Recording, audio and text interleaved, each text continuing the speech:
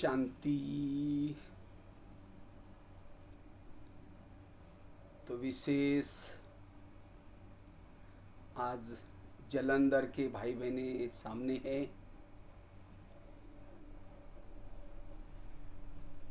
जलंधर में खास मुझे लगता है 2 बार गए थे।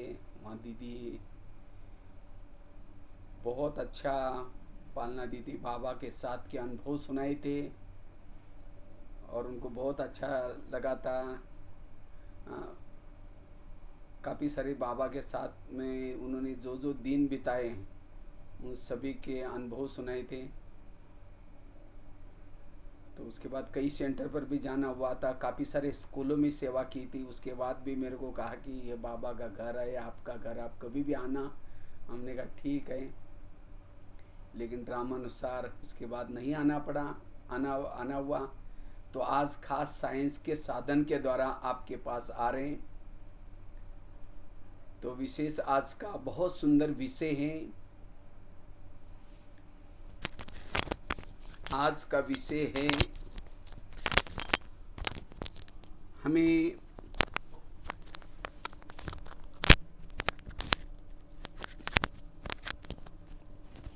तनाव, सकारात्मक चिंतन, व्यर्थ से मुक्त कैसे बनना है।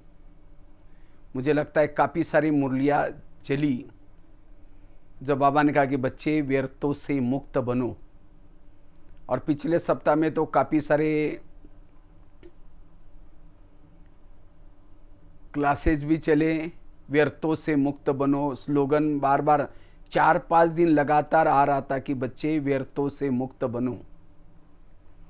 अगर दिमाग में, मन में व्यर्थ संकल्प चल रहे तो स्थिति कमज़ोर है, बुद्धि कमज़ोर है। व्यर्थ संकल्प चलते खुशी नहीं है। अगर व्यर्थ संकल्प चलते हैं, सभी खजाने वेस्ट जा रहे हैं। संकल्प का खजाना बहुत महत्व का खजाना है। इसलिए आज इसी टॉपिक के ऊपर चर्चा करेंगे कि हम व्यर्थों से मुक्त कैसे बने।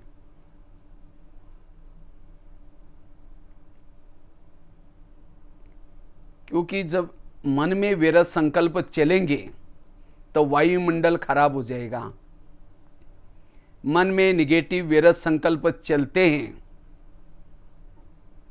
तो आपस में संबंधों में दरार आ जाती है। जिसके मन में व्यर्थ संकल्प चलते हैं वो आत्मिक स्वरूप में टिक नहीं सकता। जितना मन में व्यर्थ संकल्प चलेंगे, मन में एकाग्रता नहीं आएगी।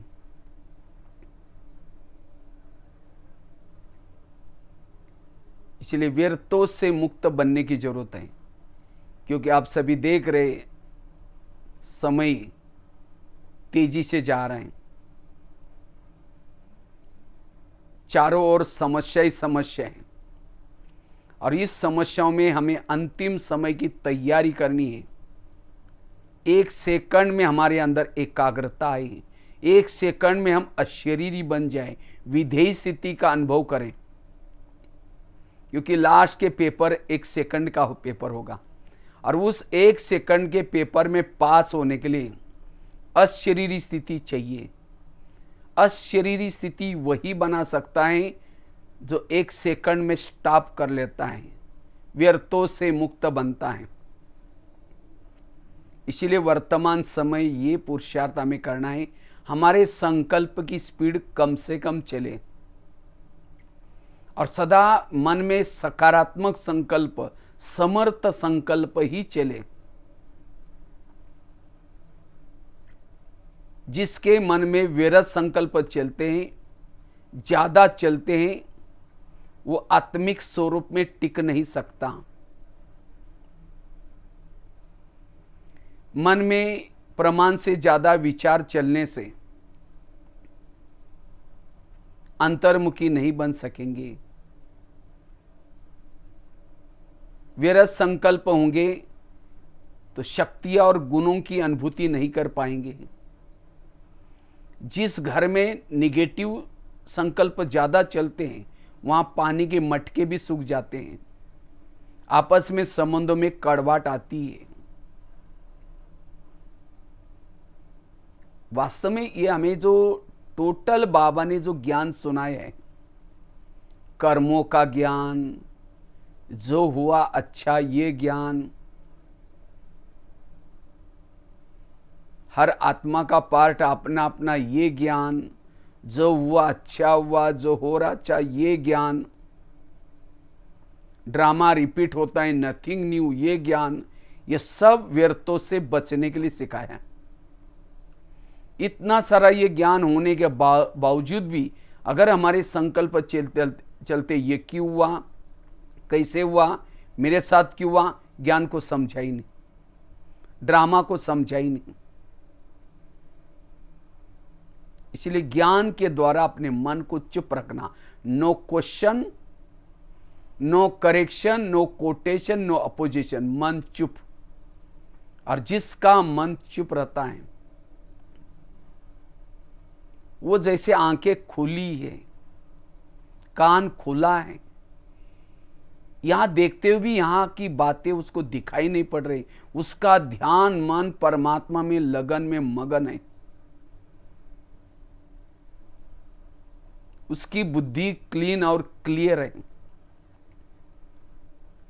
वो वायुमंडल को अच्छा बना सकता है। उसके वाणी में बल होगा, संकल्प में भी बल होगा, क्योंकि पूरा कल्प जो चलता है संकल्प से कल्प चलता है। अगर मेरे संकल्प व्यर्थ है तो मेरा कल्प भी व्यर्थ ही होगा। फिर संकल्प से वहां पुष्पक विमान चलेगा, संकल्प से किसी को बुलाएंगे, बरसात आएगी, सब कुछ संकल्प से चलता है। वर्तमान समय भी अगर हमारे संकल्प निगेटिव होंगे, व्यर्थ होंगे, अशांति होगी, मन में शांति नहीं होगी। इसलिए वर्तमान समय का हमारा पुरुषार्थ है व्यर्थों से मुक्त बनना, सदा समर्थ के तरफ चलना।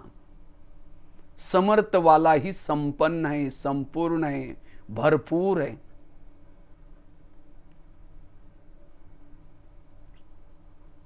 व्यर्थ संकल्प से वृत्ति बनती है, दृष्टि बनती है। संकल्प से वृत्ति, दृष्टि, व्यवहार, वायुमंडल, संस्कार सब कुछ संकल्प से बनते। संकल्प निगेटिव है, हमारा व्यवहार सब कुछ निगेटिव। इसलिए व्यर्थों से बचना। मुझे लगता है 5-6 साल से बाबा की जो मुरलियां चल रहे, अव्यक्त वाणी सीजन की, बच्चे कारणों का निवारण करो, समस्याओं का समाधान करो, नेगेटिव को पॉजिटिव में चेंज करो। ये सब बातें किसी लिए, मन को स्टॉप करने के लिए। इससे हमारे अंदर मन में एकाग्रता आएगी, मन हल्का रहेगा। मन में नेगेटिव विचार जब चलते हैं, आत्मा के ऊपर, बुद्धि के ऊपर एक प्रकार की धूल आती है। बुद्धि हमारा एक नेत्र है, और यह नेत्र क्या करता है, वो देखता है। इतना दूर परम धाम आई, उस परम धाम को देखने के लिए बुद्धि क्लीन चाहिए, क्लियर चाहिए, क्लीन और क्लियर। अगर सारा दिन निगेटिव विचार करेंगे, सोचेंगे, बुद्धि मैली हो जाएगी। जैसे आईने के ऊपर धूल है तो चेहरा स्पष्ट नहीं दिखता, इसी तरह अगर बुद्धि के ऊपर धूल है, धूल वाले बुद्धि में ना परमधाम दिखाई पड़ेगा, ना परमात्मा दिखाई पड़ेगा। बुद्धि भटकेगी, मन भटकेगा। इसीलिए व्यर्थों से बचना है। व्यर्थ सोचने वाला खुश नहीं रह सकता, उसके चेहरे में हंसी नहीं होगी। जैसे कहता है 5-6 दिन पहले 4-5 लगातार स्लोगन आ रहे थे, उसमें एक स्लोगन था, अगर खुशी नहीं है, इसका मतलब मन में व्यर्थ विचार चल रहे हैं। इसलिए हमें व्यर्थों से बचना है। व्यर्थ सोचने वाला जब योग में बैठेगा, लाल लाइट चल रहा है, गीत बज रहा है, शुरू करेगा मैं आत्मा हूं, शांत स्वरूप हूं, फिर कहेगा मेरे उन्होंने क्यों बोला, फिर कहेगा ठीक है मैं आत्मा हूं शांत, फिर कहेंगे 15 दिन पहले भी तो बोला था। वो योग नहीं लगेगा। व्यर्थ सोचने वाला कर्म योगी नहीं बन सकता, वो बैठक योगी भी नहीं बन सकता। इसलिए व्यर्थों से बचना है, सकारात्मक बनना है। व्यर्थ से कई प्रकार की शरीर की बीमारियां होती हैं। आजकल जैसे कोरोना का प्रकोप चल रहा है सभी तरफ, तो कोरोना की ये जो बीमारी है, कहते हैं ह्यूमैनिटी पावर, रोग प्रतिकात्मक शक्ति जिसके पास कम है, वो कोरोना का प्रकोप उसके पर ज्यादा होता है। इसलिए हमारे प्रधानमंत्री जी ने खास एक मंत्र सभी को दिया है, हमारे लिए जान अच्छी है तो हमारे लिए जहान है। हमारी हेल्थ अच्छी है तो हमारे लिए दुनिया है।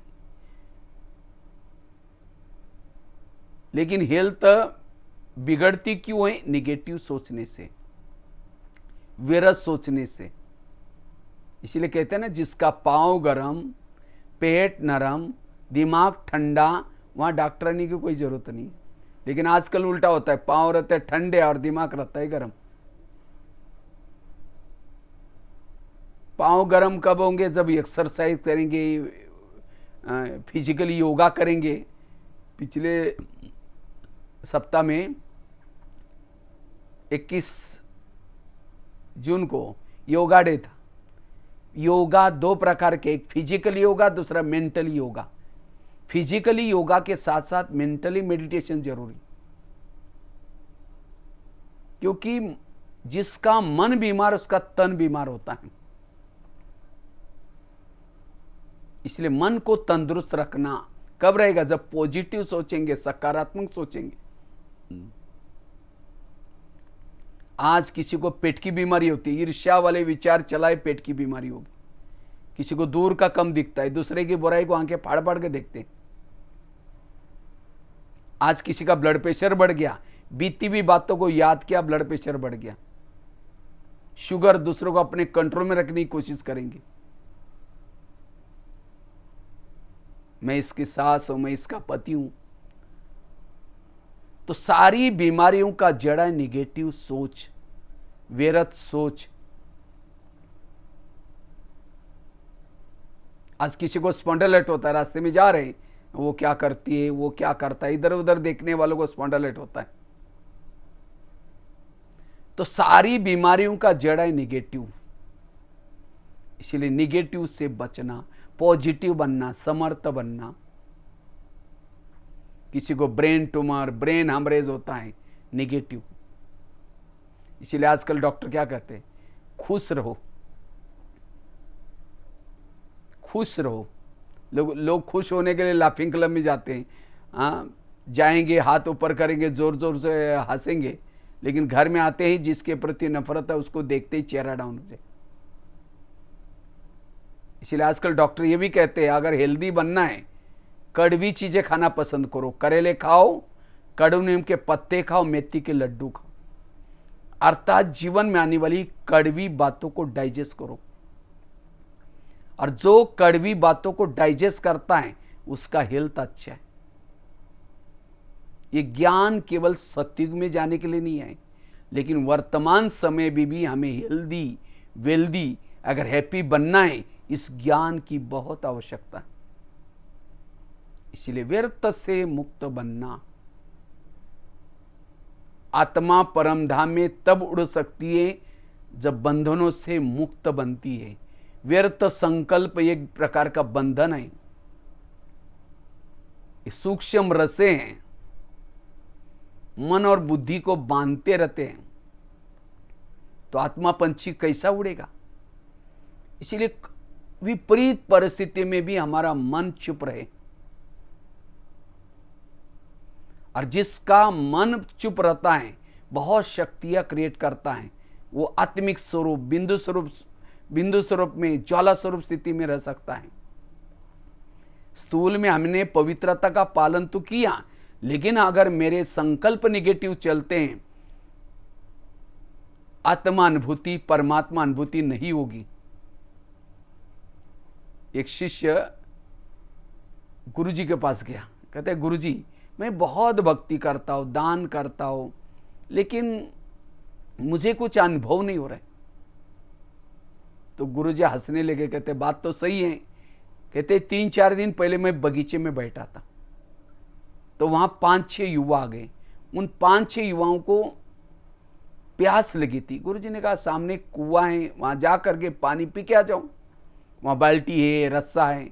तो 5-6 युवा वहां चले गए, बाल्टी को रस्से से बांधा, कुएं में छोड़ा, पानी खींचा, पानी कुछ नहीं मिला। दोबारा बाल्टी डाली, फिर पानी खींचा, पानी नहीं मिला। उस 8-10 बार बाल्टी डालते थे, ऊपर खींचते थे, पानी नहीं मिला। वो प्यासे चले गए। कुएं में पानी भी था, बाल्टी भी थी, रस्सा भी था, तो भी प्यासे गए। क्यों? वो बाल्टी को छेद थे। वो तो एक कुएं के पास गए थे, हम तो सागर के पास आए। परमात्मा शांति का सागर, आनंद का सागर, शक्ति का सागर है।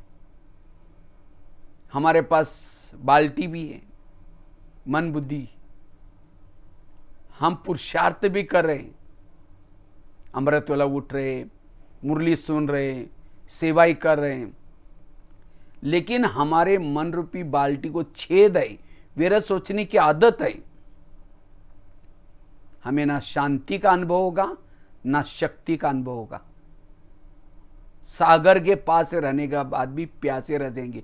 इसलिए मन के छेद को बंद करना ये बहुत जरूरी। व्यर्थों से बचना, समर्थ सोचना। इसलिए बाबा कहते बच्चे सोमान में रहो। ये सोमान क्या है? समर्थ, पॉजिटिव। टीवी खोलो निगेटिव, अखबार खोलो निगेटिव, किसी के पड़ोसी के पास जाकर के बैठो निगेटिव, हर जगह पर निगेटिव है। इसलिए हमें पॉजिटिव, और पॉजिटिव का स्रोत है आध्यात्मिकता, और वो भी ईश्वरीय महावाक्य मुरली। सवेरे सवेरे अमृत वेले का योग, फिर क्लास के पहले का योग और ईश्वरीय महावाक्य, ये 3 चीजें जो करता है वो समर्थ बनता है, शक्तिशाली बनता है। उसके सामने पहाड़ की समान जब परिस्थिति आएगी, वो राई के समान अनुभव होगी, रुई के समान अनुभव होगी। इसलिए व्यर्थों से बचने की आवश्यकता है। पॉजिटिव वाला वायुमंडल को पावरफुल बना देगा। रोने वालों के आंखों के आंसू पोंछने वाले बनना है।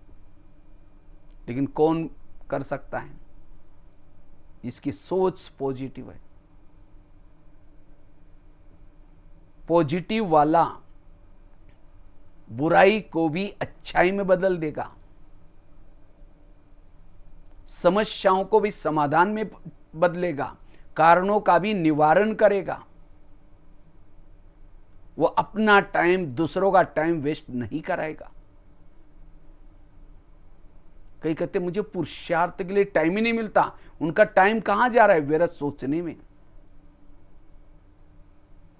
इसलिए एवर रेडी बनना है, अंतिम समय के लिए तैयार रहना है, शक्तिशाली स्थिति को बनाना है, व्यर्थों से बचना।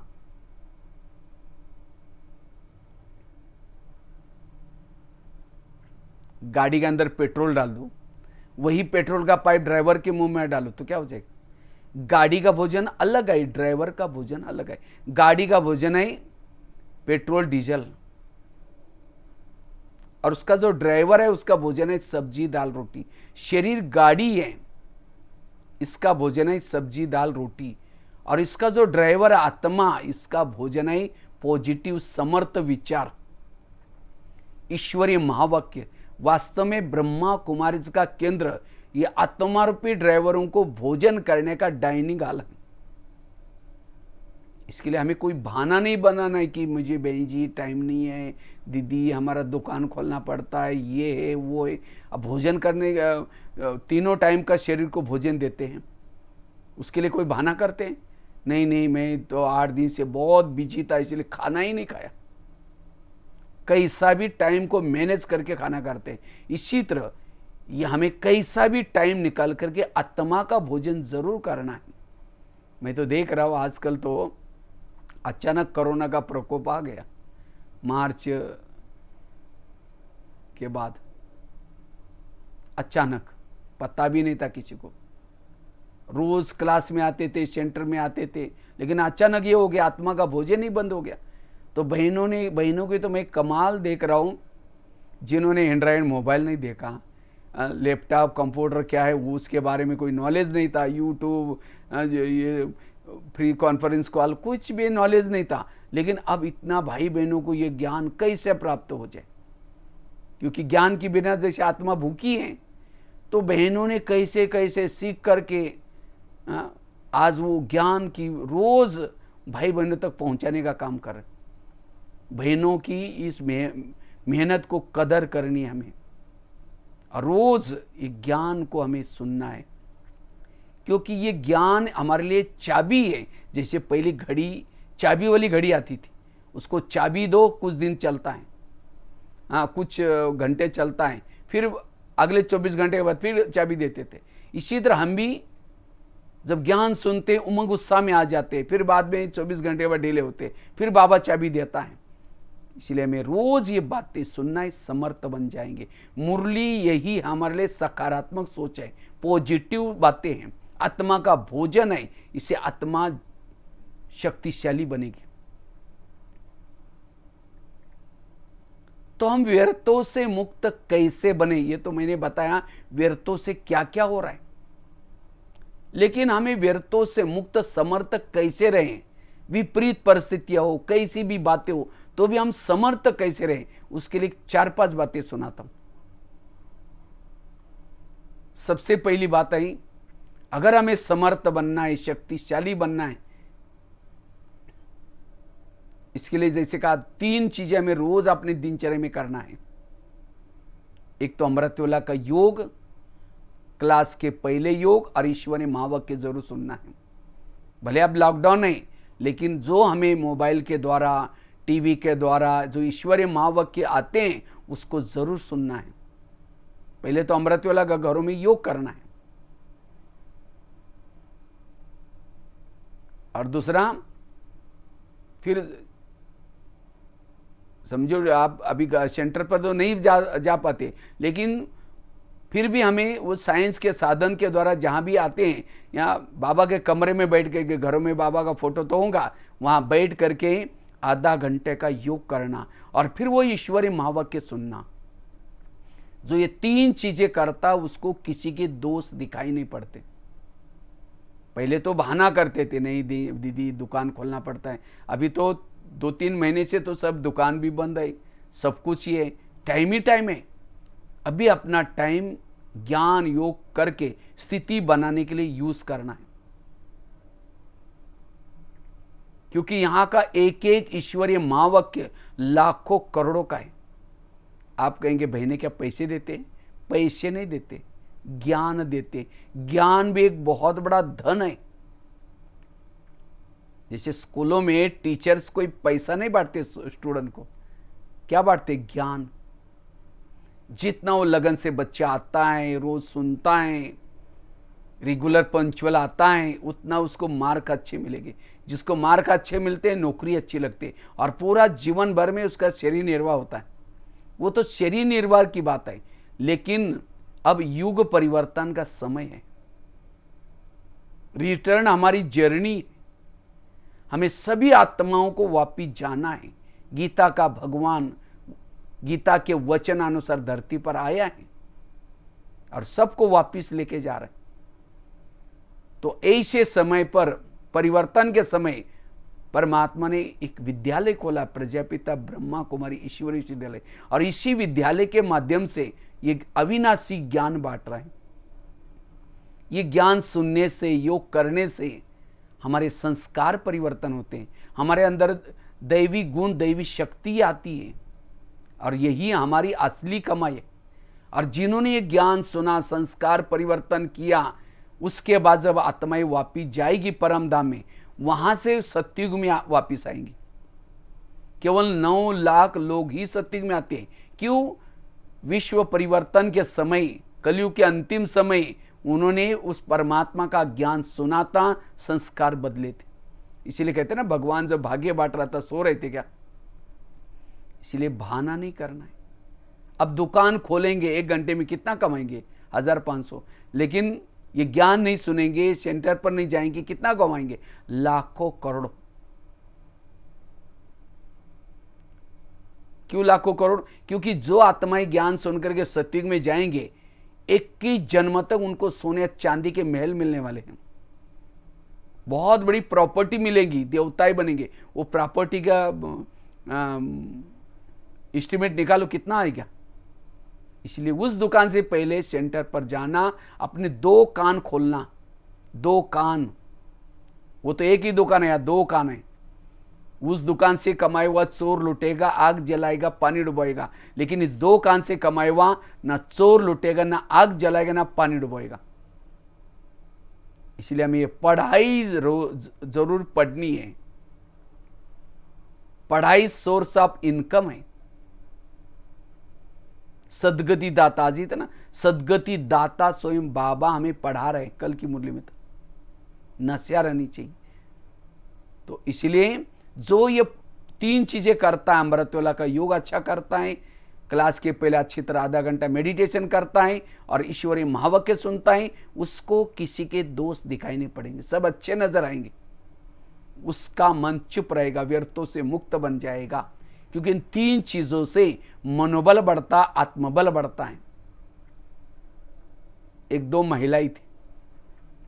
एक महिला रहती थी 2 मंजिल पर ऊपर, और दूसरी रहती थी नीचे 1 मंजिल पर। तो 2 मंजिल वाली महिला क्या करते, रोज अपने घर के खिड़की से पड़ोसनी के छत पर देखती है। वो छत पर कपड़े सुखाते हैं, तो उसके कपड़े देकर के पति को बुलाते हैं, कहते इसको कोई अक्ल नहीं, कितने गंदे कपड़े, कितने मैले कपड़े। पति को कहते जाओ पूछ के आओ, वो क्या साबन लगाती होंगी, क्या सर्फ लगाती होंगी। पति कुछ नहीं बोलता। रोज वो 2 मंजिल वाली महिला अपने पति को बुला करके वो खिड़की से दिखाती पड़ोसनी के कपड़े को। एक दिन जब उसने उसी खिड़की से पड़ोसनी के कपड़े को देखा तो बहुत अच्छे दिखने लगे। फिर पति को बुलाया, कहते आज कोई कैसे अक्ल आ गई, कितना अच्छा धुला, क्या जाओ पूछ के आओ।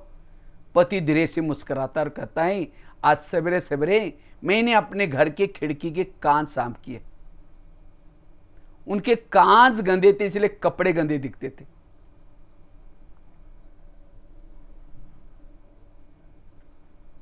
इसी तरह जिस दिन सेंटर पर नहीं जाएंगे, मुरली नहीं सुनेंगे, तो हमारी बुद्धि रूपी खिड़की कैसी रहेगी? मैली। और उसी खिड़की से जिसको भी देखेंगे सब गलत नजर आएगा। इसलिए अपनी खिड़की को साफ करो। कोई हंसता भी लगता है, मेरे को देखकर जरूर हंस रहा है। कोई किसी से बात भी करता है, लगता है मेरी बात जरूर कर रहा है। मिस्टर डाउट, मिसअंडरस्टैंडिंग, यही वे रहता है। इसलिए अपनी खिड़की को साफ करना। जैसा चश्मा पहने के वैसी दुनिया दिखती है। अगर आपके अंदर निगेटिव का चश्मा है तो सामने वाला सेवा भी करेगा, अच्छा भी काम करेगा, वो गलती नजर आता है। जैसा एसएमएस आप भेजेंगे, सामने वाला भी वही एसएमएस भेजता है। इसलिए पॉजिटिव बनो। पॉजिटिव बनेंगे तो सामने वाला भी पॉजिटिव बनेगा।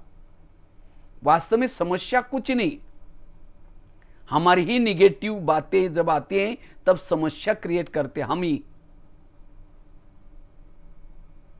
इसलिए रोज अपनी खिड़की को साफ करना। खिड़की मतलब घर की नहीं तो अभी कुछ दिन पहले मैं नेपाल में गया था, वहाँ 3 दिन की भट्टी थी। तो पहले दिन मैंने ये व्यर्थ से मुक्त बनने वाला क्लास कराया था, उसमें ये एग्जाम्पल दिया था। तो दूसरे दिन कुछ माता आई नहीं क्लास में। तीसरे दिन बहनों ने कहा, अरे तुम लोग कल क्यों नहीं आए, इतनी अच्छी बटी थी। कहते वो भैया ने कहा ना खिड़कियां साफ करो, हम कल सारा दिन अपनी खिड़कियां साफ करने में लगे थे। तो मैंने कोई घर की खिड़कियां नहीं बोली थी, बुद्धि रूपी खिड़की साफ करो, और वो साफ होगी मुरली सुनने से। केवल मुरली सुनने से भी नहीं, आजकल की खिड़कियां कांच की बनाते, और कांच की खिड़कियां कपड़ा मारने से साफ नहीं होती। उसको क्या करते हैं, पहले केमिकल डालते हैं, स्प्रे आता है, वो डाल करके फिर कपड़ा मारते। इसी तरह योग करके, योग अर्थात स्प्रे करना और फिर ज्ञान सुनना, तब जाकर के बुद्धि रूपी खिड़की साफ हो जाएगी। इसलिए अगर व्यर्थों से बचना है, रोज अपनी खिड़कियों को साफ करना है, ज्ञान योग करना है, तब संकल्प की स्पीड कम हो जाएगी, पॉजिटिव रहेंगे। यह है पहली बात। दूसरी बात है, अगर व्यर्थों से बचना है, सदा समर्थ रहना है, पॉजिटिव रहना है, गीता का, रामायण का, महाभारत का एक मंत्र याद रखना, जो हुआ अच्छा हुआ, जो हो रहा अच्छा, जो होगा वो भी अच्छा। मेरे जीवन की हर घटना में कल्याण है। कोई मेरी चुगली करे, कोई मेरी यहां की ट्रांसफर वहां करे, कोई मेरे जीवन में विघ्न डाले, कल्याण है। कोई कुछ भी करता उसमें मेरा कल्याण है, मुझे चुप रहना है। भक्तों का काम है प्रभु का चिंतन करना, बाबा के बच्चों का काम है बाबा का चिंतन करना, और बाबा का काम है बच्चों की समस्या का समाधान करना। हम क्या करते हैं, चिंता करते, मेरा क्या होगा, मेरे बच्चों का क्या होगा, मेरा दुकान का क्या होगा, मेरा बाबा कहेगा अच्छा ये मेरा काम ये कर रहा है, मैं बीच में क्यों जाऊं। तो मुझे जो प्रभु ने काम दिया है चिंतन करना, प्रभु चिंतन करना, वो करना है, प्रभु का काम नहीं करना है। वास्तव में दुख और सुख क्या है, जो निगेटिव चिंतन करता है वो दुखी है, और जो पॉजिटिव चिंतन करता है वो सुखी है।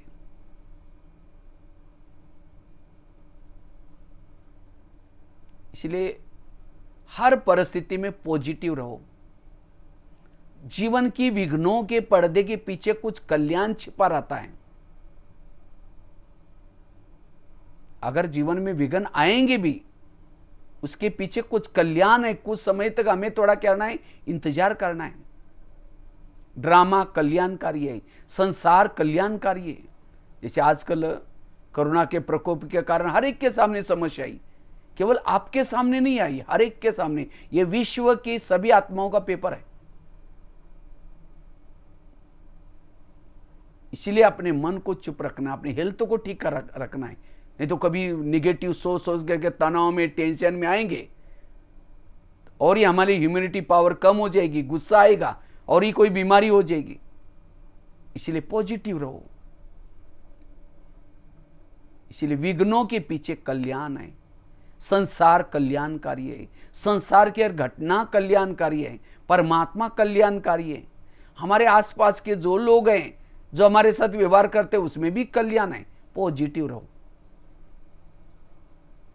यही शांति का मार्ग है, यही सम्मान में रहने का ये है। व्यर्थों से बचना, मन को सशक्त रखना। एक रामायण की घटना सुनाता हूं। राम राज्य बनने वाला था, लेकिन रात में आकर के मंथरा ने कई को दो चार उल्टी बातें सुनाई। तुम्हारा बेटा भी तो है, तुम अपने बेटे को छोड़ करके राम को राजा बना रहे। और ये बातें सुन करके राम को राजा बनाने के बजाय 14 वर्ष वनवास में भेजा। सीता गई, लक्ष्मण गया, तीनों भी घर से चले गए। वियोग के कारण दशरथ ने प्राण त्यागा।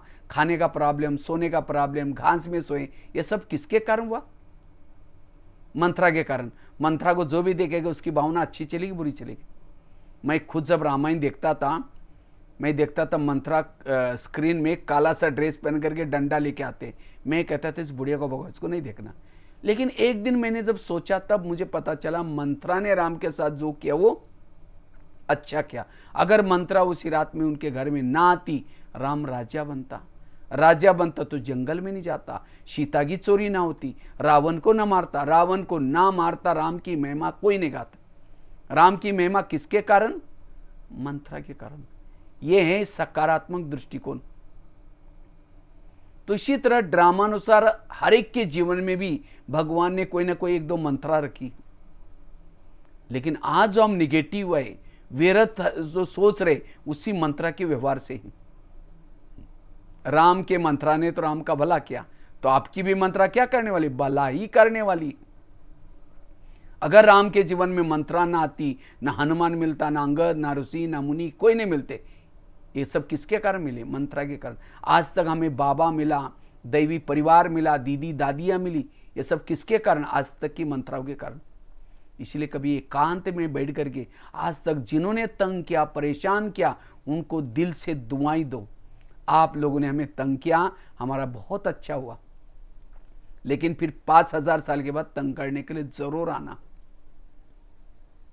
यह है पॉजिटिव, यह है दुआ। कभी कभी हम उतावले होकर के जिन्होंने बुरा किया उसको बददुआई देते हैं। इसका भी सत्यानाश हो जाए, इसका भी, ये बददुआई जाएगी, उसको तो तंग करेगी, वापिस हमें भी तंग करेगी। इसलिए कोई कैसा भी हो, मुझे उसको दुआएं देनी है। दुआएं देंगे तो उसमें कल्याण है। इसलिए बाबा कहते हैं दुआएं दो। जीवन के विघ्नों के पीछे कल्याण है। आज तक जो हुआ उसमें कल्याण है, आगे जो होगा उसमें भी कल्याण होगा। इसीलिए स्थिर रहना, मन को पॉजिटिव रखना, सकारात्मक रखना।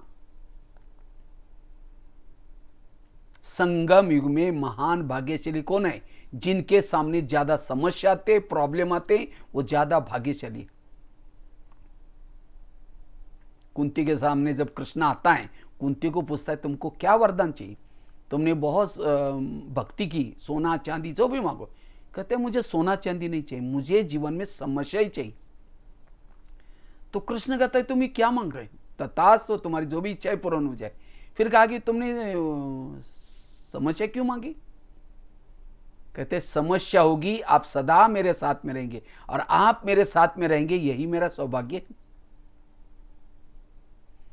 इसी तरह हमारे जीवन में समस्या आएगी, कौन याद आएगा? बाबा याद आएगा, दिल से बाबा याद आएगा।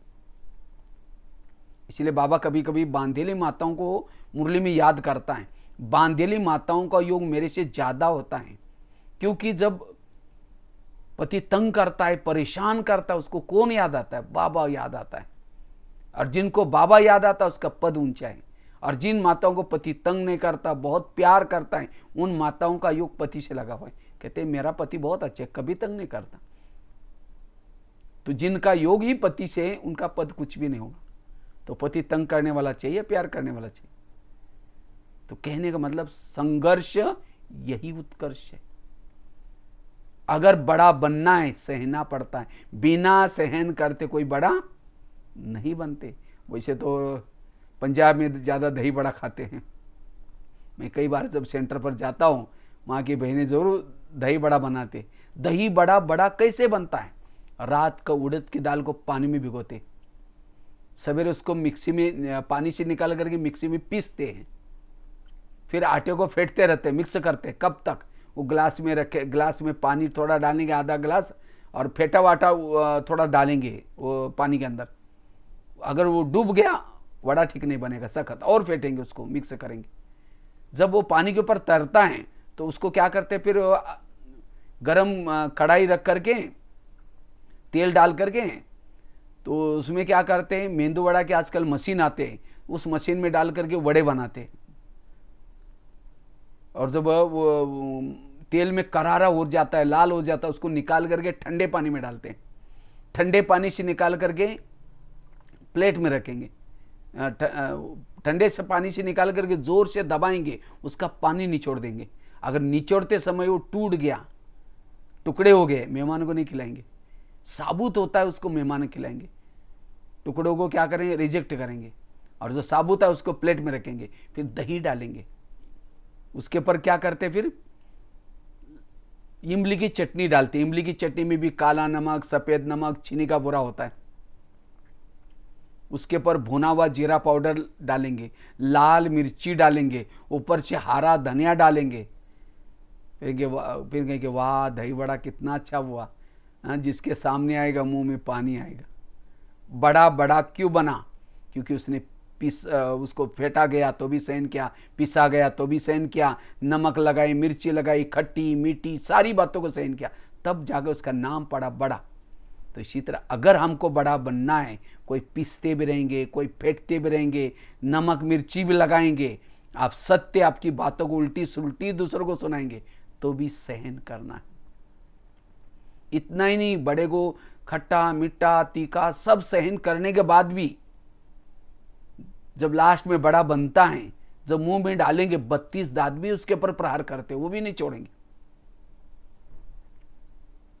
बड़ा बनना कोई मासी का घर नहीं। चारों तरफ से समस्या आएंगी, प्रकृति की तरफ से आएंगी, लोगों की तरफ से आएंगी, ईविल आत्माओं की तरफ से आएंगी। सहन शक्ति चाहिए। कौन सहन कर सकता है? जिसकी सोच पॉजिटिव है, सकार। सहना यही गहना है, बाकी गहने पहनो नहीं पहनो, सहन शक्ति का गहना पहनो। एक पत्थर भी सहन करके देवता बनता है, मूर्ति बनता है, तो क्या हम संगम में सहन करके देवी देवता नहीं बनेंगे? जरूर बनेंगे। इसलिए पॉजिटिव, कभी भी निगेटिव नहीं सोचो। इसलिए ये मंत्र को पक्का करना, जो हुआ अच्छा हुआ, जो हो रहा अच्छा, जो होगा वो भी। समझो बस स्टैंड पर गए, बस चली गई, कोई बात नहीं, उसमें भी कल्याण। बच्चे ने गिलास गिराया, इतना गुस्सा करेंगे, तेरे को अक्ल नहीं, तुम कमा के लाओ तो पता चलेगा। गिलास था 10 रुपए का, गुस्सा करेंगे, हार्ट में प्रॉब्लम आएगा, 10 लाख रुपए का ऑपरेशन करना पड़ेगा। कहां 10 लाख रुपए और कहां? इसलिए कुछ भी हो जाए पॉजिटिव लो, कभी भी निगेटिव नहीं सोचो। वैसे तो मुझे भारत के लगभग 800-900 जेलों में जाने का मौका मिला सेवा के लिए। और मैं जब जेलों में देखता हूँ सामने जो कैदी होते हैं, जब जलंधर में आया था तो कपूरथला में गया था, अभी याद आया वहाँ का जेल, बहुत बड़ा जेल था। तो सभी जेलों में, तो जब मैं सामने देखता हूँ कैदियों को, तो कोई कैदी अनपढ़ लोग नहीं है, पढ़े लिखे लोग हैं। लेकिन वो अब जेल में क्यों बैठे? उनके जीवन में कोई प्रॉब्लम आई, समस्या आई, और उस प्रॉब्लम समस्या में क्यों क्यों क्यों करते इतना गुस्सा, क्या 1 सेकंड का गुस्सा ऐसी भूल होगी जो जीवन भर में पश्चाताप करना पड़ता है। इसलिए क्रोध व्यक्ति का शत्रु है। जहां क्रोध आए वह पानी के मटके सूख जाते हैं, जहां क्रोध आए शांति नहीं हो सकती। इसलिए पॉजिटिव रहना जरूरी है। जिसके अंदर निगेटिव विचार आए वो जेलों की चक्कर काटेगा, पुलिस स्टेशन की चक्कर काटेगा, वो हॉस्पिटल की चक्कर काटेगा, कोर्ट कचहरी की चक्कर काटेगा, और सारा पैसा उसका जेब खाली। निगेटिव वाला अपने जीवन को नरकमय बनाता है। कहां मानव जीवन हीरे तुल्य जीवन है, लेकिन उसको कौड़ी के समान क्यों बनाया? क्योंकि निगेटिव चिंतन। इसलिए अपनी चिंतन की धारा बदलो, पॉजिटिव बनो। पॉजिटिव वाला अमर बन जाता है, निगेटिव वाला उसको एक एक पल काटना मुश्किल होता है, रात को चैन की नींद नहीं आएगी। इसलिए आजकल कई लोग क्या करते, पेन किलर के दवाई खाएंगे, उसके और ही साइड इफेक्ट होंगे। कई लोग तो सुसाइड करते हैं। आत्मा कभी सुसाइड नहीं होती। इसीलिए जीवन की समस्या से भागो नहीं, किनारा भी नहीं करो। हमको कोई पति को नहीं छोड़ना, घर को नहीं छोड़ना, गली की पड़ोसी को नहीं छोड़ना, वही रहो, पॉजिटिव बनकर रहो अपने। इसलिए कहते हैं नजर बदलो तो नजारे बदल जाएंगे। इसलिए मंत्र 2 बातें बताई। अगर हमें पॉजिटिव बनना है, व्यर्थों से मुक्त बनना है, पहली बात बताई, रोज अपनी खिड़की को साफ करना। दूसरी बात बताई, मंत्र पक्का करना, जो हुआ अच्छा हुआ, जो हो रहा अच्छा, जो होगा वो भी अच्छा। तीसरी बात है, अगर व्यर्थों से मुक्त बनना है, हल्के रहना है, पॉजिटिव रहना है, उसके लिए कर्मों के घुई गति को याद रखना। जितना कर्मों की घुई गति को याद रखेंगे उतना आपका मन चुप रहेगा। कभी कभी हमारे मन में न चाहते हुए भी विचार आते हैं। कई कहते हैं मैं इसके रास्ते में कभी जाता नहीं, मैंने इसका बुरा कुछ किया नहीं, फिर भी ये मेरे साथ ऐसा क्यों करता है, इसने मेरे साथ ऐसा क्यों किया। ताली कभी एक हाथ से नहीं बजती। ताली के लिए कितना चाहिए? 2 हाथ चाहिए। अगर कोई व्यक्ति मेरे साथ उल्टा सुल्टा करता है, इसका मतलब मैंने भी उसके साथ कभी किया था।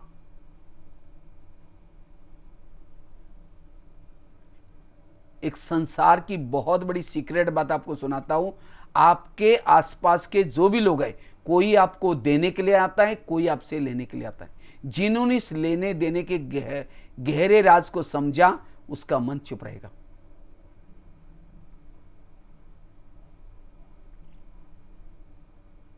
कई कहते नहीं भाई जी, इस दुनिया में बड़ा अन्याय हो रहा है, हमारे घर के पास एक भ्रष्ट व्यक्ति है, इतना गलत काम कर रहा है, भगवान उसका घर भर है। जो घर भर रहा है उसके पिछले अच्छे कर्मों का फल है। अब गलत काम कर रहा है, उसका फल भी उसको मिलेगा। भगवान के घर में देर है लेकिन अंधेर नहीं है।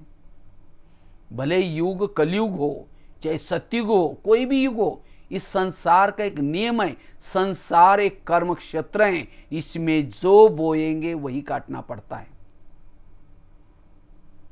कर्मों से शरीर बनता है, कर्मों से संबंध मिलते हैं, सब कुछ कर्मों से होता है। और जो इस कर्म गति को समझता है, किसी के भी समस्या से वो हलचल में नहीं आएगा। वर्तमान के मेरे प्रॉब्लम मेरे ही कोई कर्मों का परिणाम है। कोई व्यक्ति दोषी नहीं, कोई व्यक्ति दोषी नहीं, कोई परिस्थिति दोषी नहीं है। इसलिए मन को चुप रखना।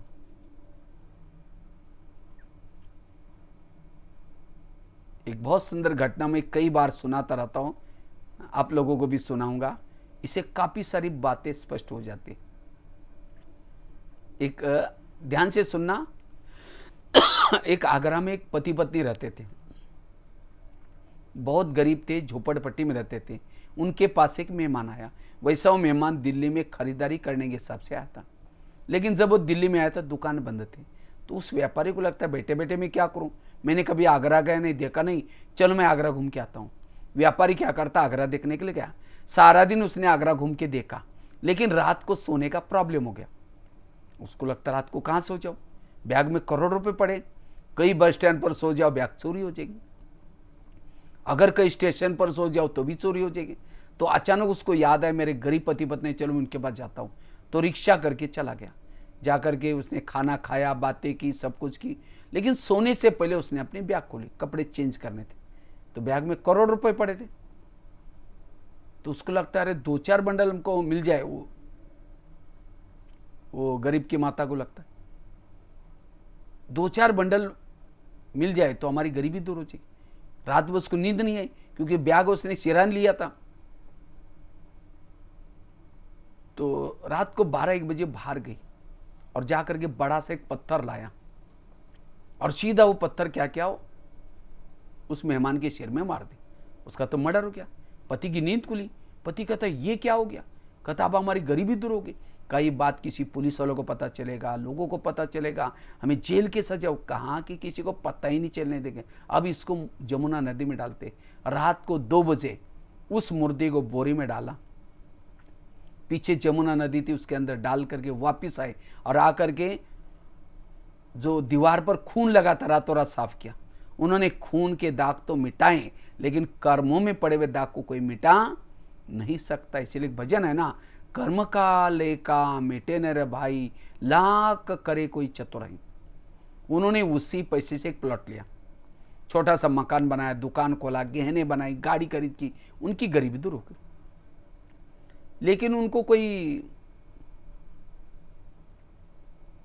बच्चे नहीं थे, दोनों ही पति पत्नी थे। कुछ साल के बाद उनका एक बच्चा हो गया और एक ही बच्चा था, खिलाया पिलाया, उसको कलेक्टर बनना जितना पढ़ाया। अचानक उस बच्चे को टाइफाइड आ गया, तो उनको लगता है इस बच्चे को कुछ नहीं हो जाए।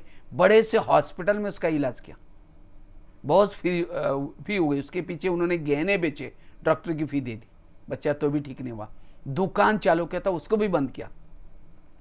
उनको लगता है बच्चा ठीक हो जाएगा, दोबारा दुकान चालू करेंगे।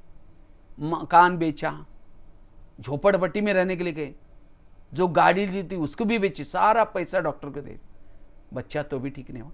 तो एक दिन वो बच्चा कहता है, पापा जी अपने को जो मिला था वो पैसा खत्म हो गया, अब मैं जा रहा हूं, बच्चा मर गया। तो बच्चा कौन था? कौन था? आपका आवाज तो यहां तक सुनाई नहीं पड़ेगा। कौन था? वही जो व्यापारी थी, उसकी ही आत्मा पैसा लेने के लिए आई थी, बच्चे के रूप में आई। ये है ऊपर वाले का डंडा, ये है कर्मों की गुई गति। ये मैंने आपको क्यों सुनाया? आज आपके घर में भी माँ बाप ने होटल नहीं देखा, पैसा पैसा इकट्ठा किया, और ऐसा बच्चा पैदा हुआ, गलत संगत में जा रहे हैं, नशा कर रहे हैं, पैसा बर्बाद कर रहे हैं, माँ बाप को टेंशन आ रहे। वो बच्चा कौन है? आपके ही कोई पिछले जन्मों का हिसाब है। आज किसी का बच्चा तंग कर रहा है, किसी को पति तंग कर रहा है। वो पति कौन है? जिसको आपने भी कभी पति बनकर के तंग किया था। किसी को पड़ोसनी तंग कर रहे, किसी को शरीर की बीमारी आ रही। ये प्रकृति के साथ हमारे हिसाब किताब। इसलिए कर्मों को समझना बड़ा जरूरी है, और जब तक हिसाब चुकता नहीं करेंगे, कोई भी परम धाम में वापिस नहीं जा सकता। और हिसाब चुकता करने के बाबा ने 3 तरीके बनाए। एक है योग लगा करके चुकता करो। यह भी हमको लॉकडाउन में टाइम मिला हुआ है किसी लिए, जैसे 31 मार्च में अकाउंट क्या करते, पूरा क्लियर करते, इसी तरह हमारे लिए भी एक 31 मार्च है, और मुझे लगता है 31 मार्च में शुरू हुआ है सब। तो हमारा भी इस कल्प में जो भी कुछ अकाउंट बना है, इसको अब चुक्त करना है। इसके लिए भगवान ने हमको ये टाइम दिया है, समझो, तपस्या करने का, साधना करने का। जितना तपस्या साधना करेंगे, प्रकृति के साथ के हिसाब, लोगों के साथ के हिसाब, जाने अनजाने जो, ये चुक्त हो जाएंगे। सिवाय परमात्मा की याद के और कोई उपाय नहीं है विकर्म को कम करने का। इसलिए अपना अमूल्य समय तपस्या में बिताओ। अगर वो भी नहीं करेंगे, दूसरा भी एक इलाज है, वो है सहन करना। प्रकृति की बातें आएंगी, लोगों की तरफ से आएंगी, उसको सहन करना, खुश रहना, वो भी हिसाब चुकत होंगे, लेकिन इससे पद कम हो जाएगा। और जो परमात्मा की याद से जो विकर्म विनाश करता है, उसका पद ऊंचा होगा। अगर ये भी नहीं करेंगे, सहन भी नहीं करेंगे, तीसरा भी एक है, वो है आने वाले विश्व विनाश में कितनी सारी तकलीफें, भूकंप में, ज्वालामुखी में क्या क्या होने वाला है, वो बाबा जाने। आगे चल करके दुखों के पहाड़ गिरने वाले हैं। ऐसे समय पर कहते ना, मुसीबतों में दुआएं काम आते, धन काम नहीं आता, संबंधी काम नहीं आते, दुआएं। इसलिए सेवाई करना, तन से, मन से, धन से, क्यों हमें दुआएं मिलती है उससे। लेकिन उससे हमें पद भी नहीं मिलेगा, मुक्ति मिलेगी, जीवन मुक्ति मिलेगी। जीवन मुक्ति में वही आ सकता है जिसने परमात्मा को याद करके विकर्म खत्म किया, या फिर सहन करके चुक्त किया, वही जीवन मुक्ति में आएगा। सहन करके चुक्ति किया, उसका पद कम होगा। और बाकी जिन्होंने विनाश काल में चुक्त किया, उनको मुक्ति मिल जाएगी। परमात्मा कालों का काल महाकाल है, सभी को वापिस लेके जाने के लिए है, क्योंकि युग परिवर्तन का समय है। इसलिए अब हमें इस कर्मों को समझ करके किसी की बातों से डिस्टर्ब नहीं होना है, व्यर्थ नहीं सोचना है। समझो चलते चलते किसी ने गाली दी तो क्या सोचो, अच्छा इसका भी बहुत दिन का बाकी था, आज पूरा हो गया। मन को चुप रखना, अपने लिए साक्षी बनो। औरों के लिए साक्षी बनो और भविष्य के लिए कभी भी कांटे नहीं बोना है। कांटे बोएंगे तो कांटे ही चुभेंगे।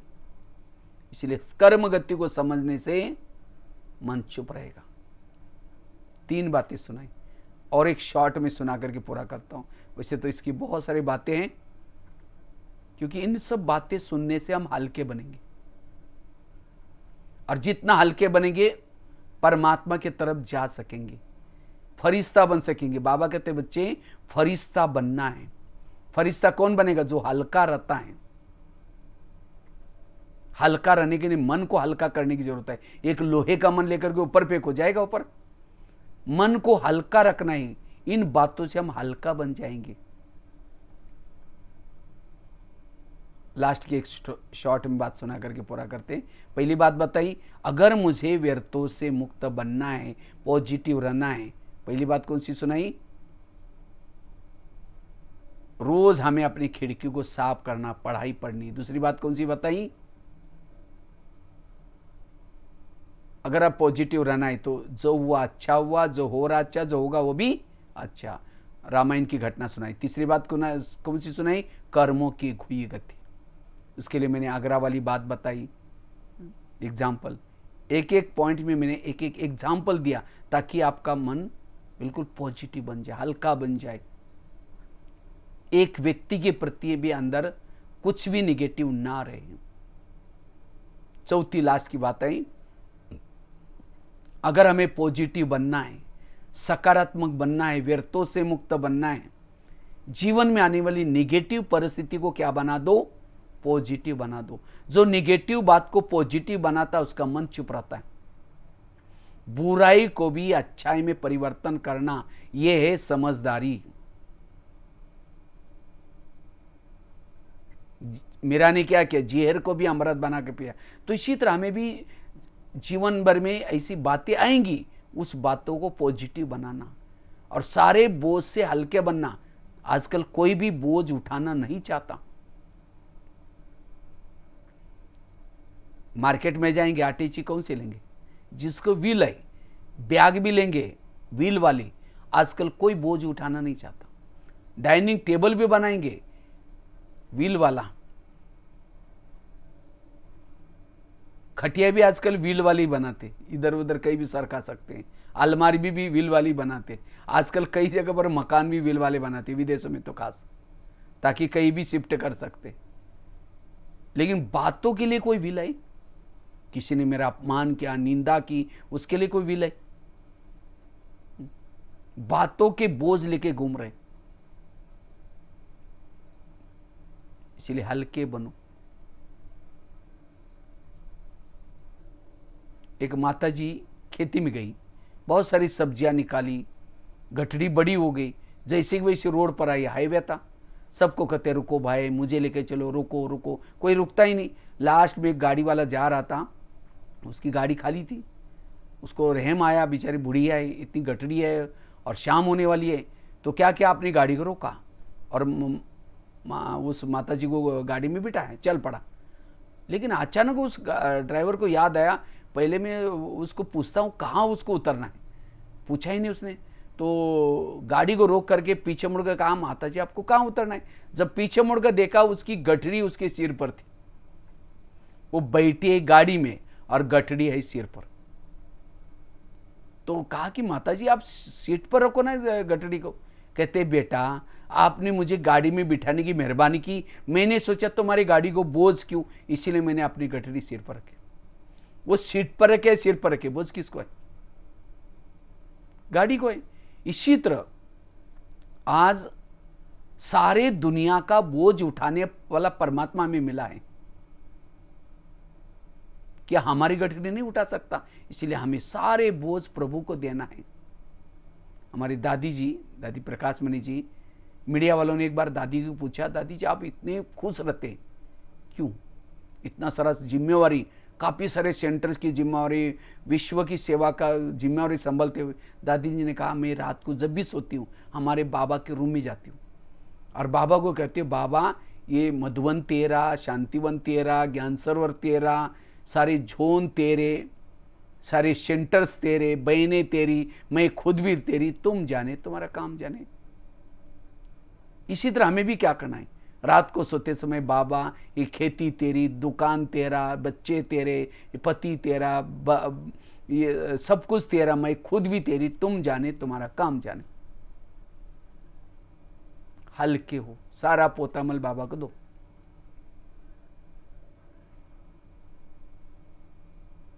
इसलिए निगेटिव को पॉजिटिव में चेंज करो।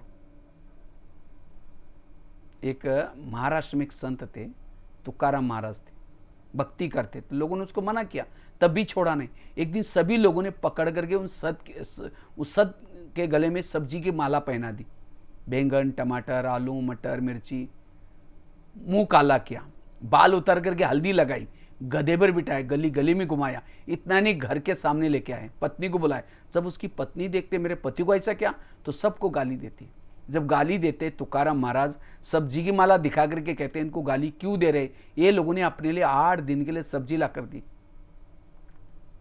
और कहा इनको गाली मत देना। जब मेरी शादी हुई थी उस समय बारात नहीं निकली थी, ये लोगों ने पूरी गांव में मेरी बारात निकाल करके लाई, और कहा कि इनको गाली मत देना, मैंने बहुत दिनों से गांव नहीं देखा था, ये लोगों ने गांव घुमा के लाया। मेरे सिर में तो फोड़े हो गए थे, ये लोगों ने मेरे बाल उतर करके हल्दी लगाई। हल्दी तो एंटीबायोटिक का काम करते। और कहा जब मुझे घुमाने के लिए लेके गए थे, धूप बहुत तेज थी, ये लोगों ने पाँव में कुछ नहीं पहना था, इनके पाँव में छाले फोड़े आएंगे, मुझे कुछ नहीं हुआ, मैं आराम से बरगदे पर बैठा था। बुराई को भी अच्छाई में परिवर्तन किया, ये बहुत बड़ी कला है। इसी तरह हमें बुराई को भी क्या बनाना है, अच्छाई में बदलना है। आज बाबा को भी कितनी गाली दी, हे भगवान तुम कुत्ते में, बिल्ली में, ठिक्कर में, फित्तर में। बाबा ने आज भी कहा ना, भगवान को सर्वव्यापी बोलना, आत्मा से परमात्मा बोलना, ये भी क्या है, इससे ही परमात्मा से बेमुख हो गए, दूर हो गए। और किसने ग्लानि की, हम लोगों ने तो की थी दोपहर में। कईयों को लगता है मुझे संकल्प इसीलिए चलते हैं, जिसका मैंने भला किया, जिसको मैंने पढ़ाया लिखाया, अब मेरा बुरा करता है। संसार का नियम है, जिसका भला करेंगे वही आपका बुरा करेगा। इसलिए हमें पॉजिटिव रहना है। जिस बाबा ने हमको पढ़ाया, देवी देवता बनाया, सत्युग में तो बाबा को याद भी नहीं किया। सोने के महल में सुखी बने तो बाबा को अंदर से मन में आया होगा, अरे कैसे बच्चे देखो अभी सुखी बने, मुझे भोग भी नहीं लगाते, सहन किया। दोपहर में तो उसको गाली भी देना शुरू किया, ये भी कहा कि ये भगवान करता है, कुछ नहीं करता। अगर आपको कोई कहे कि ये कुछ नहीं करती, कितना अंदर से फीलिंग आएगी। भगवान ने तो रात रात जाग करके, बाबा ने क्या किया, इतना पढ़ाया, क्या क्या ज्ञान योग सिखाया, तो भी अकर्ता बोला। इसीलिए हमें क्या करना है, पॉजिटिव रहना है, सकारात्मक रहना है, नेगेटिव को पॉजिटिव में लेना है, तब हल्के बनेंगे। और ये सारी बातें हमें योग में काम आएगी, तब हमारा योग बहुत अच्छा लग सकता है, जब हम व्यर्थों से मुक्त बनेंगे। अगर व्यर्थों में भारी है, योग नहीं लगेगा। तो आप जरूर समर्थ बनेंगे, आज से व्यर्थों से मुक्त बनेंगे। और मैंने कोई ये क्लास नहीं कराई, लेकिन मैंने भी अपने जीवन में इसको अपनाया।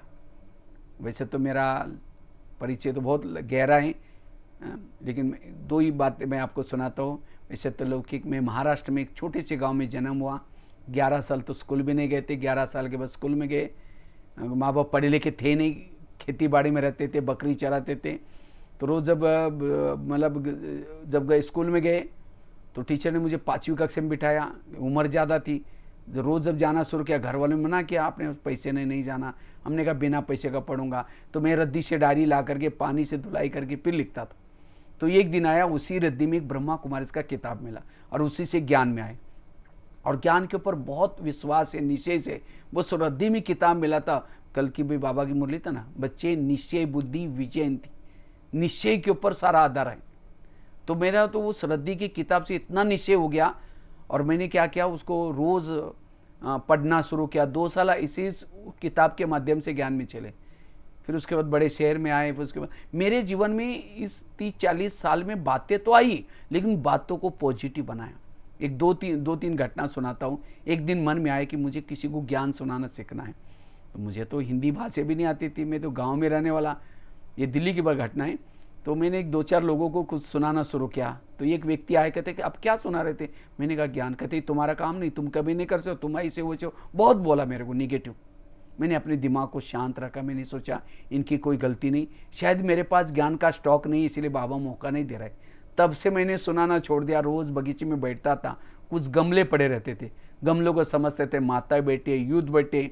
6 साल तक गमलों को ज्ञान सुनाया, और सुनाते सुनाते आज, अभी आप लोग तो गमले तो नहीं बैठे ना, हाँ, भले दूर बैठे। अगर वो ऐसी व्यक्ति ना बोलती तो मैं ये प्रैक्टिस ना करता, निगेटिव को पॉजिटिव बनाए। ऐसे ही एक दिन मन में आया कि मुझे कुछ लेख लिखने, आर्टिकल। तो मैंने एक ज़िंदगी का पहला लेख लिखा, रात भर जाग करके लिखा। एक फ़ोटो कॉपी करने वाले के पास लेके गया। मैंने कहा भाई जी इसको थोड़ा फ़ोटो कॉपी करना, जो भी पैसा लगेगा दे दूंगा। उसको पता नहीं क्या हो गया, गुस्सा आया, फाड़ के 25 टुकड़े करके फेंक दिया, और 2-4 शब्द बोले तुम लेखक कभी नहीं बनोगे, जाओ बोल दिया ऐसा ऐसा। मैंने बाहर आया, ऊपर देखा, मैंने सोचा लेखक जरूर बनूंगा। और तब से लिखना शुरू किया। आज 30-40 मैगजीन में लिखता हूँ, 3000 से ज़्यादा लेख लिख चुका हूँ। उसका धन्यवाद। एक दिन किसी ने मेरे को कहा कि आप इतने सारे कार्यक्रम करते हैं, इसके फोटो तो ना नेट में डालो। मुझे इंटरनेट वगैरह नहीं आता था, पढ़ाई कम की है, तो मैंने कुछ फोटो सीडी में डाल करके एक भाई के पास लेके गया। हमने कहा भाई जी इसको तो मेरा नेट में कहीं डाल देना। उसने कहा तुम तो पैसे का आदमी, तुम्हारे फोटो नेट में थोड़ी होते, ये तो बड़े बड़े लोगों के होते। मुझे लगा नेट क्या होते हैं, मुझे उसको सीखना है। सीखते सीखते आज इतना सारा सीखा। गूगल में, यूट्यूब में कभी BK भगवान भाई सर्च करो, 900 से ज़्यादा वीडियोस आए, बहुत सारे क्लासेस। उस व्यक्ति का धन्यवाद जिसने मुझे कंप्यूटर सिखाया, नेट सिखाया। मैंने विघन डालने वालों को अपना गुरु बनाया। एक गुरु ने मुझे लेखक बनाया, एक गुरु ने मुझे ज्ञान सुनाना सिखाया, एक ने मुझे कंप्यूटर सिखाया। परिस्थिति को जो पॉजिटिव बनाता है वही परिस्थिति वरदान बनते, परिस्थिति को जो निगेटिव बनाता है वही परिस्थिति उसके लिए श्राप बनते। इसलिए पॉजिटिव बनना जरूरी। इसलिए मैंने केवल लेक्चर नहीं सुनाया, लेकिन मैंने भी अपने जीवन में ऐसे बहुत सारे एक्सपीरियंस हैं, मैंने शॉर्ट में बताया। तो व्यर्थों से बचो। ये व्यर्थ विचार हमारे लिए बहुत बड़ा ये है। व्यर्थ एक ऐसी दलदल है, एक पाँव निकालो दूसरा फंसेगा, दूसरा निकालो तीसरा फंसेगा, टाइम वेस्ट हो जाएगा। एक संकल्प गया, व्यर्थ गया तो सारे खजाने व्यर्थ गए। आकाश में थूकने से थूका अपने ही पर सिर पर आता है, व्यर्थ सोचने से अपना ही घाटा है। ये गीत भी है ना अपना, यूं तो कोई धन नहीं गंवाना, लेकिन व्यर्थ संकल्प का धन है, उसको कभी भी नहीं गंवाना। तो इसलिए जलंधर वाले, वैसे तो आप लोग तो बड़े समर्थ हैं, क्योंकि मुझे लगता बहुत पुराना सेंटर है, पुराने भाई बहने हैं, और राज दीदी की पालना में पले हुए तो शेरनी थी। मुझे तो मैं तो एक दिन 4 घंटा 5 घंटा बिठाया मेरे को दीदी ने। वो ऐसी बातें सुनाई, मैं तो रंग गया। मैंने कभी ऐसी बातें सुनी ही नहीं थी। मेरे पास इतनी एनर्जी आई, और ऐसी दीदी की पालना लिए हुए आप लोग सभी समर्थ रहेंगे, शक्तिशाली। वैसे तो पंजाब को शेर कहते, तो आप लोग समर्थ सोचने वालों को शेर कहेंगे। इसलिए जो आज तक की जो बातें हैं, व्यर्थ बातों को निकाल करके हल्के बनना। जो हल्का बनता है, किसी के प्रति कुछ भी नहीं है, पॉजिटिव रहो। और जितना पॉजिटिव रहेंगे फरिश्ता बनेंगे, क्योंकि ब्रह्मा कुमारी बहुत बड़ी यूनिवर्सिटी है, फरिश्ता उसकी डिग्री है। ब्राह्मण जीवन हमारा विद्यार्थी जीवन, फरिश्ता डिग्री, देवता हमारी नौकरी। फरिश्ता वही बन सकता है जिसकी सोच पॉजिटिव है। इसलिए आज से दिमाग को बिल्कुल वॉश आउट करके पॉजिटिव रहना, समर्थ बनना, ठीक है। और बाकी 4 बातें सुनाई, दोबारा रिपीट करता हूँ। पहली बात बताई, रोज अपने खिड़की को साफ करना, अर्थात रोज अमृत वेला, क्लास के पहले योग और मुरली, ये 3 बातें। दूसरी बात बताई, अगर व्यर्थों से मुक्त बनना है, जो हुआ अच्छा हुआ, जो हो रहा अच्छा, जो होगा वो भी। वर्तमान रहो, कल क्या होगा और आगे क्या होगा कैसे वो नहीं सोचो। मेरा दुकान का क्या होगा, मेरे बच्चों का क्या होगा। ईश्वरीय शक्ति साथ में है, परमात्मा साथ में है, सब कुछ ठीक होगा। एक गीत भी है ना, ईश्वर हमारे साथ में, डरने की क्या बात है। इसलिए जो होगा सब अच्छा ही होगा। तीसरी बात बताई, कर्मों की घुई गति को समझ करके अगर कोई व्यक्ति हमें डिस्टर्बेंस करता है, कुछ होता है, मेरा हिसाब समझ करके इसको पॉजिटिव लेना, सहन करना। इसके लिए मैंने आगरा की बात बताई और लास्ट की चौथी बात बताई, निगेटिव को क्या बना दो, पॉजिटिव। जिसके लिए मैंने तुकाराम महाराज की बात बताई, मेरे खुद की भी 2-3 एक बातें सुनाई। इसलिए पॉजिटिव बनेंगे, ठीक है। लास्ट में 3 मिनट, हम 3-4 मिनट योग करेंगे, फिर पूरा करेंगे। सभी अपने जगह पर कमर सीधी करके बैठेंगे, सभी भ्रुकुटी आसन पर स्थित रहेंगे।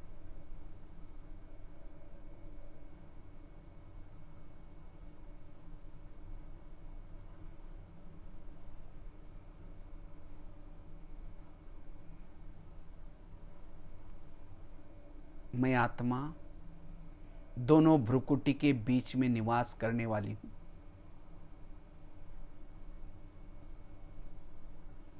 आज मेरा दिमाग बिल्कुल शांत हो गया। मेरे जीवन के कई प्रश्न के उत्तर मुझे मिल गए।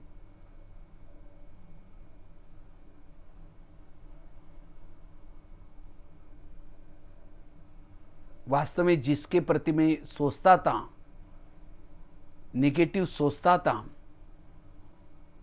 मेरे जीवन के प्रॉब्लम, ये सब मेरे ही कोई कर्मों का परिणाम है। इसके लिए कोई भी व्यक्ति दोषी नहीं है। अगर दोषी है तो मेरे ही कोई कर्म। इसलिए आज से मैं किसी का भी बदला नहीं लूंगा, अपने आप को बदलूंगा।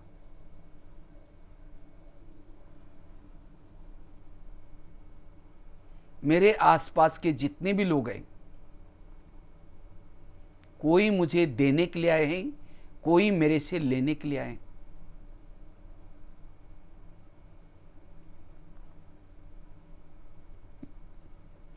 मेरे जीवन में जो कुछ हो रहा है, इन सब घटनाओं में कल्याण है।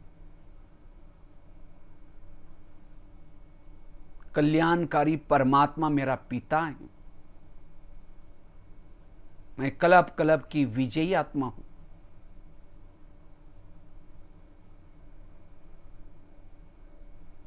मैं इस संसार में आकर के हर युग में, हर जन्म में हीरो पार्ट बजाया। अब मेरी रिटर्न जर्नी।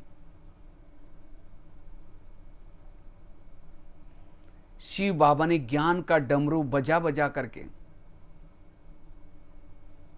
सारे अगम निगम के भेद खोले हैं।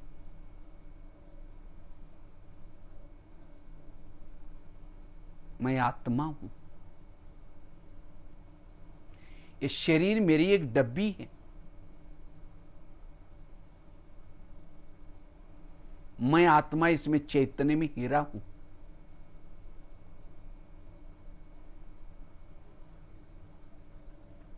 ये शरीर मेरा एक मंदिर है। मैं आत्मा इसमें एक मूर्ति हूं।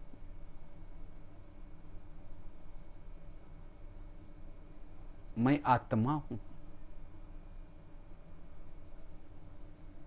अब मैं बुद्धि के द्वारा अपने धाम की तरफ जा रही हूं।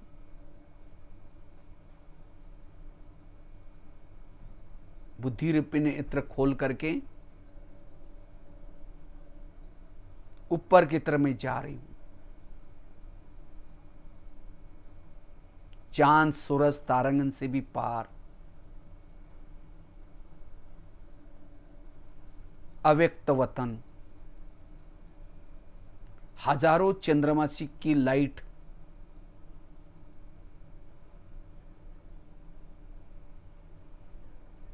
जहां फरिश्तों का राजा ब्रह्मा बाबा बैठा है।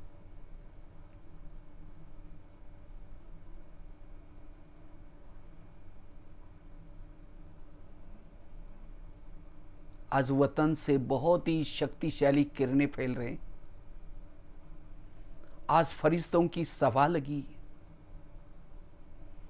मैं धीरे धीरे बुद्धि रूपी नेत्र से बाबा के नजदीक जा रहा हूं।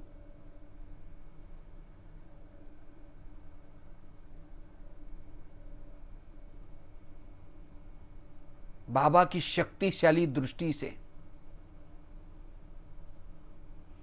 मैं लाइट माइट बनती जा रही हूं।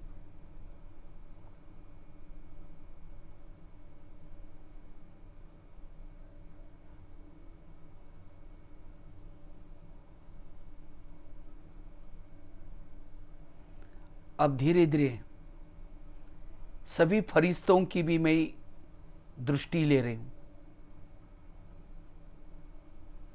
मम्मा, सभी वरिष्ठ दादियां, आज मेरा इस अव्यक्त वतन में आना सफल हो गया। अनेक महान आत्माओं के बीच में मैं हूं। मैं भी एक फरिश्ता हूं, लाइट माइट हूं। मेरे युगों युगों की आज जैसी कोई थकान मिट गई।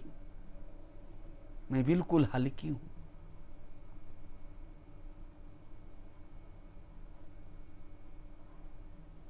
अब मैं ऊपर की तरफ जा रही हूं,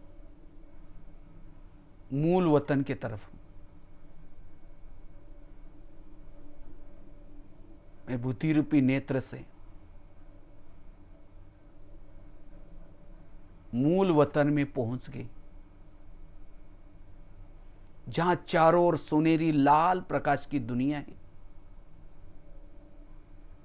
सन्नाटा ही सन्नाटा, शांति ही शांति।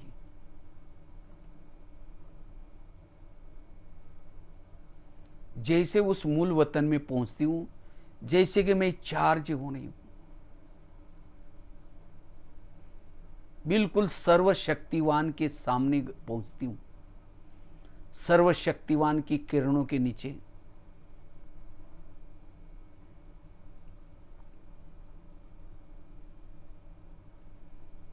बाबा को देखते ही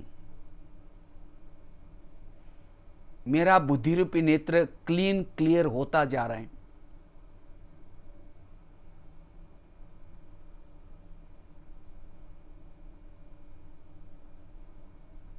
इससे मैं लाइट माइट ग्रहण कर रही हूं।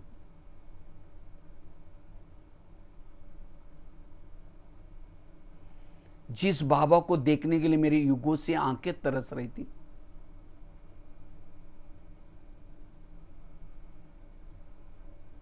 आज मेरी वो तमन्ना पूरी हो गई।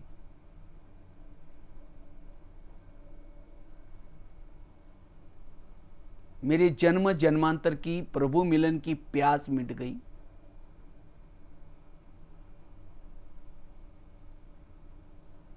मैं अपलक होकर के सर्वशक्तिवान को देख रही हूं।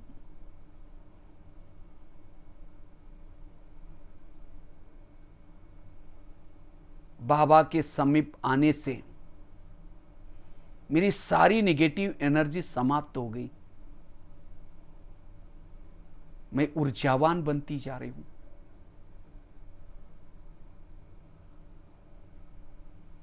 ज्वाला स्वरूप बनती जा रही हूं।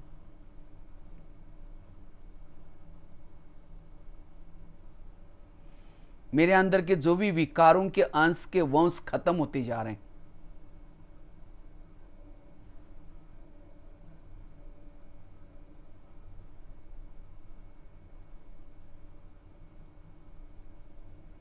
अब मुझे कुछ नहीं चाहिए।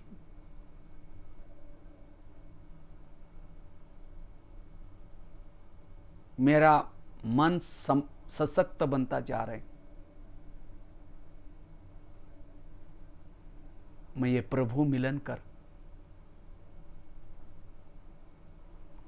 धीरे धीरे वापिस बुद्धि के द्वारा अपने भौतिक जगत में पहुंचती हूं।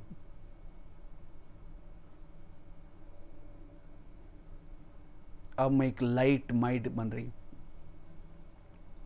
इस लाइट माइट को मैं विश्व में फैला रही हूं।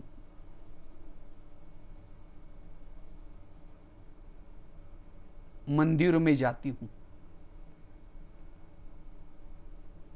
मंदिर के पीछे के दरवाजे से मूर्ति के पास खड़ी हूं।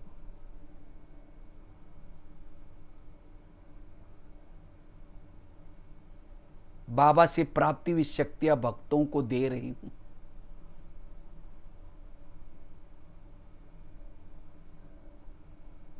कभी पहाड़ों पर स्थित होती हूं,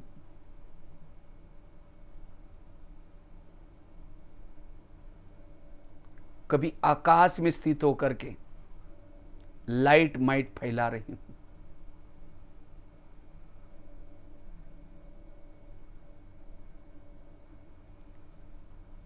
एक शहर के से दूसरे शहर के ऊपर स्थित होकर के विश्व में शक्तियां फैला रही हूं।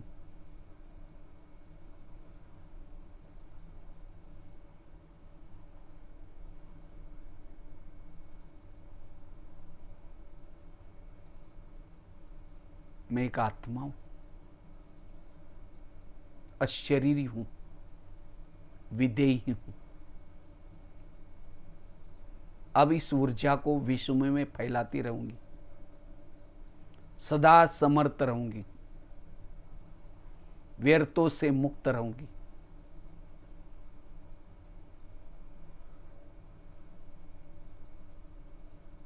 ओम शांति शांति शांति।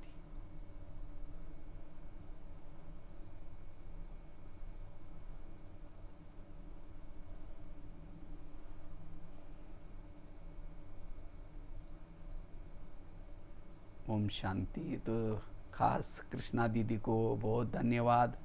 वैसे तो बात भी नहीं हो पाई, छोटे बहनों ने फ़ोन उठाया था, छोटे बहनों को भी बहुत धन्यवाद। खास तो संजय भाई बोला भाई सभी तरफ करते तो हमारे यहाँ भी करवाना ज़रूर क्लास। उन्होंने मेरे पास नंबर तो था ही नहीं, तो नंबर दिया, क्लास किया, तो आप लोगों को अच्छा लगा होगा। बाकी आप लोग और भी बीच में कभी क्लास करते रहेंगे ताकि आपकी स्थिति अच्छी बनती रहे। बाकी राज बहन को अभी भी सब बातें में तो वो वीडियो एक देख रहा था, मैंने तो वीडियो बना करके लिया था उस समय जब मैंने वहाँ शायद मैं 8 दिन रहा था। तो 8 दिन में 2-3 बार मैंने दोपहर को सोने के बजाय दीदी और क्या बताओ बाबा के साथ क्या और अनुभव होता बताओ। तो इतने अच्छे अनुभव मैंने कभी सुने नहीं थे। तो बहुत अच्छा वो रिकॉर्डिंग एक दिन मैं सुन रहा था, मुझे बहुत अच्छा लगा। तो बाकी स्कूल में जब ये माहौल ठीक हो जाएगा कभी एक बार ज़रूर आएंगे और भी काफ़ी सारे स्कूलों में वगैरह कार्यक्रम करेंगे। तो इसी के साथ सबको बहुत बहुत धन्यवाद, हमें सेवा का मौका दिया। ओम शांति, ओम शांति।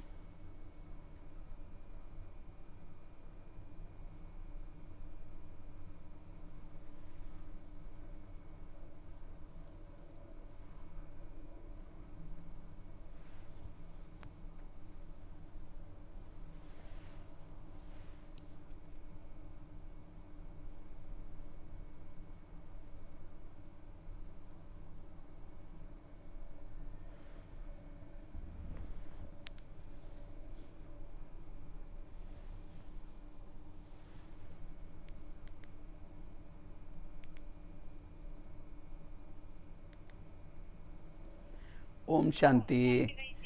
ठीक, आवाज वगैरह ठीक आया था, सब ठीक हो रहा? बहुत बढ़िया, इतना वंडरफुल भाई जी की बात मत पूछो, हम बता नहीं सकते हैं। वही ने देखो नहीं। करा दिया।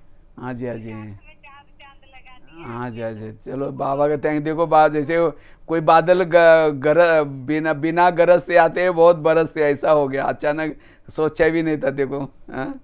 तो चलो और भी कभी करते रहेंगे, बहुत अच्छा है, ऐसे जरूरी है बीच बीच में भाई बहनों। मैं देख रहा हूँ, मैंने कमेंट्स इतनी सारी भाई बहनों ने भेजी है, देखो मैं सामने देख रहा हूँ। बहुत थैंक्स सब ने, ये सारी दुआएं आपको मिल गई।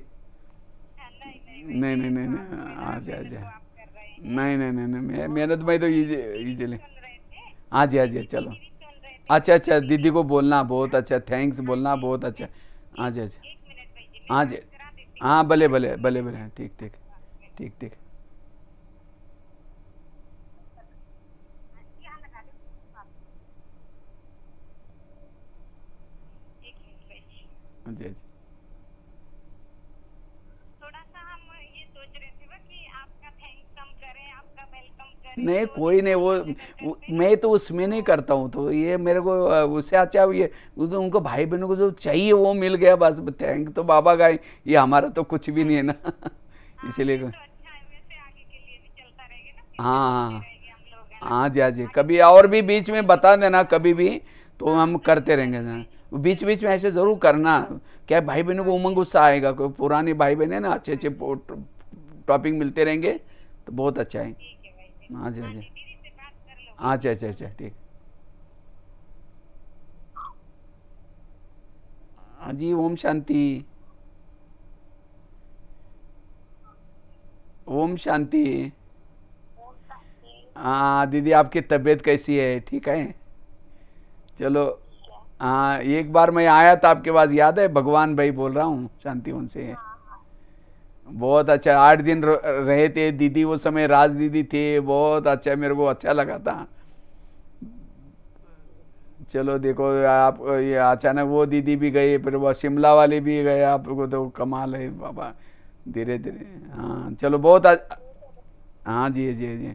चलो बहुत अच्छा क्लास, अचानक संकल्प चला, हमने कहा चलो। और ये है ना अपना संजय भाई, तो उन्होंने बोला भाई आप कभी कराना जो वहाँ जलंधर वालों को भी। मैं बोला ठीक है, मेरे पास नंबर नहीं था, मैं उनसे नंबर ले लिया, तो हमने कहा ठीक है, तो अच्छा हो गया, बढ़िया, बीच बीच में करते रहेंगे, थोड़ा योग भी हो गया, थोड़ा सा क्लास भी हो जाता है ऐसा। बहुत अच्छी क्लास है। हाँ जी, हाँ जी, बहुत थैंक्स, आप लोगों को चांस दिया हमको।